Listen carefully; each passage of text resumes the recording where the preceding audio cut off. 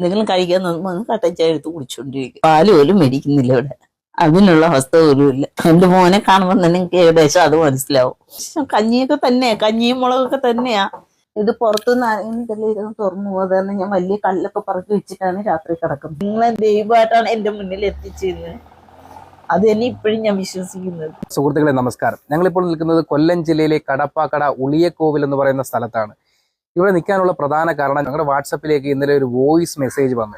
ഒരു ചേച്ചിയാണ് voice message ഇട്ടത്. ആ വോയിസ് മെസ്സേജ് എന്താണെന്ന് ആദ്യം നിങ്ങളൊന്ന് കേൾക്കണം. നമസ്കാരം KTR മീഡിയ. എൻ്റെ പേര് സിന്ധു പ്രമേഷ്. ഞാൻ കടപ്പാക്കടയിൽ നിന്നാണ് വിളിക്കുന്നത്.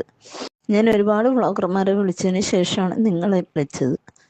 ആരും ഫോൺ അറ്റൻഡ് ചെയ്തതുമില്ല, മറുപടി തന്നുമില്ല. 90% വികലാംഗത്വമുള്ള ഒരു വ്യക്തിയാണ് ഞാൻ. പിന്നെ എൻ്റെ മോൻ 1ാം ക്ലാസ്സിലേക്ക് ആവുന്നേ ഉള്ളൂ. അവനൊരു ബുക്ക് വാങ്ങാൻ പോലും സത്യത്തിൽ പറ്റുന്നില്ല. അതിനുവേണ്ടിയാണ് ഞാൻ നിങ്ങളുടെ സഹായം ചോദിച്ചത്. ആ ഒരു വീടിനടുത്ത് എത്തിയിട്ടുണ്ട്. ഇല്ല കാണുന്നതാണ് ആ ചേച്ചിയുടെ വീട്. ഹാൻഡിക്യാപ്ഡ് ആയിട്ടുള്ള ഒരു ചേച്ചിയാണ്. ഒരു ചേച്ചിക്ക് 1 വയസ്സുള്ള ഒരു മകനുണ്ട്. ആ മകനുള്ള ബുക്ക്, ബാഗ്, അതുപോലെ തന്നെ കുറച്ച് സാധനങ്ങളൊക്കെ മേടിച്ചിട്ടുണ്ട്. ബുക്കിനായിട്ട് നമുക്ക് എന്തായാലും ആ ചേച്ചിയുടെ വീട്ടിലേക്ക് പോവാം. ചേച്ചി വാ.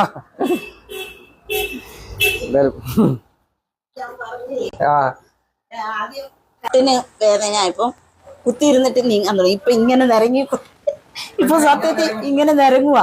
ആ ഒരവസ്ഥയിലാണ്. കൈയുണ്ടാ കുത്താൻ പറ്റത്തില്ല, വളഞ്ഞു പോയി.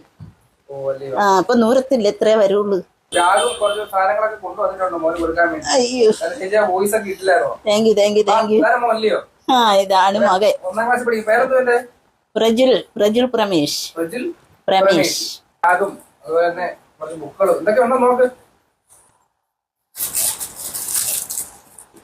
ഞാൻ വേറെ ബ്ലോഗർമാരെയും വിളിച്ചായിരുന്നു കേട്ടാ. വിളിച്ചായിരുന്നു, പക്ഷെ അവരാരും ഫോൺ അറ്റൻഡ് ചെയ്ത് പോലും വിളിച്ചു. ദൈവമായിട്ടാണ് എന്റെ മുന്നിൽ എത്തിച്ചിരുന്നത്. അത് തന്നെ ഇപ്പോഴും ഞാൻ വിശ്വസിക്കുന്നത്. കഴിക്കാൻ വെച്ചു. ഇന്ന് സത്യം പറഞ്ഞ അരി ഇല്ലാത്തോണ്ട് ഏട്ടന്റെ അമ്മ കുറച്ച് ദൂരെ താമസം, കുറച്ചപ്പുറത്താണ്.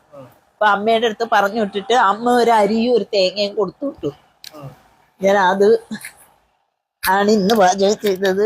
അതിന് ചക്കക്കുരു അമ്മനെ കൊടുത്തിട്ട് ചക്കക്കുരു, ഒരു മുരിങ്ങയും കൂടെ ഇട്ട് ഒരു അവിയലും ഇന്നലെ വെച്ച കറിയാട്ടോ. അതുകൊണ്ട് നിങ്ങളെ ഞാൻ ഉണ്ണാനൊന്നും വിളിക്കത്തില്ല. ഇന്നലത്തെ കറിയാ, അതുകൊണ്ട് ഉണ്ണാൻ വിളിക്കത്തില്ലെന്ന് പറഞ്ഞു. ഇതുണ്ടോ കഥക്? ഇതാണ് കഥകിന്റെ അവസ്ഥ. ഇത് പുറത്തുനിന്ന് ആരെങ്കിലും ഇരുന്ന് തുറന്നു പോകാതെ ഞാൻ വലിയ കല്ലൊക്കെ പറക്കി വെച്ചിട്ടാണ് രാത്രി കിടക്കുന്നത്. അപ്പൊ ഇതുവരെ പാമ്പൊന്നും, പക്ഷേ എലിയൊക്കെ ഇങ്ങ് കയറും. പെരിച്ചാഴിയുടെ ഭയങ്കര ശല്യമാ. നിങ്ങളെ കാണിക്കാൻ പറ്റാത്തോണ്ടാ. ഇതിന്റെ അടിയിലൊക്കെ മണ്ണ് കിളച്ച് കൂട്ടിയിട്ടേക്കുക. വാരി ഞാനും ഒരു കൊച്ചു കുഴഞ്ഞു. ഇപ്പൊ വാരുന്നില്ല. അതാ ഈ ഒരു പിടുത്തമല്ലേ ഉള്ളൂ. അത് തള്ളി അതും ഇളകി പോവും, തുറന്നു പോരും. അതല്ലെങ്കിൽ വലിയ കട്ടയിൽ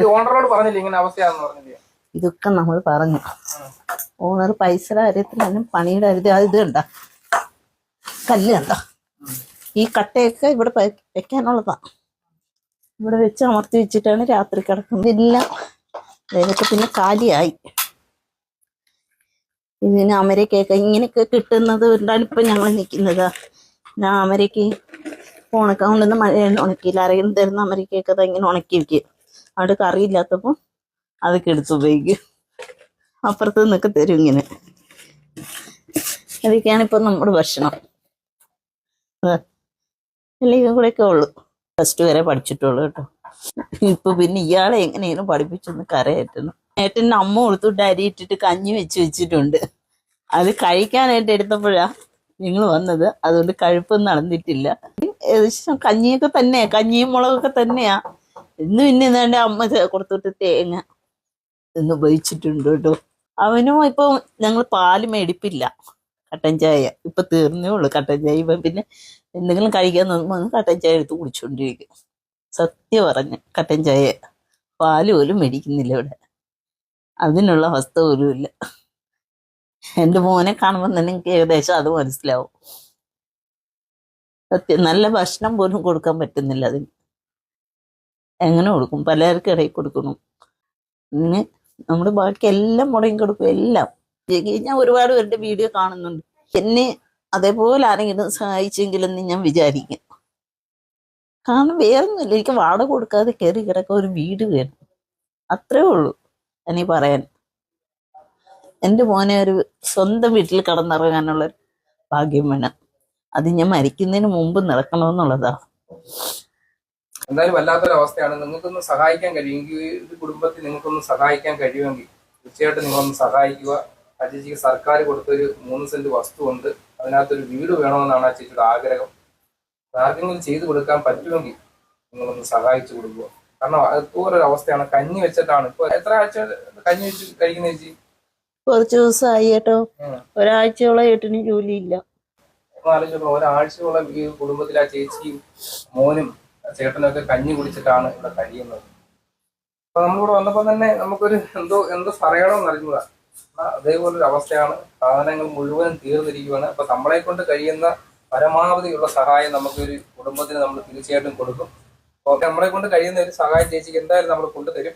ആരെങ്കിലും ഈ ഒരു വീഡിയോ കണ്ടിട്ട് സഹായിക്കാൻ മനസ്സുള്ളവര് നമ്മളെയോ അല്ലെങ്കിൽ ആ ചേച്ചിയൊക്കെ ഒന്ന് ബന്ധപ്പെടുക.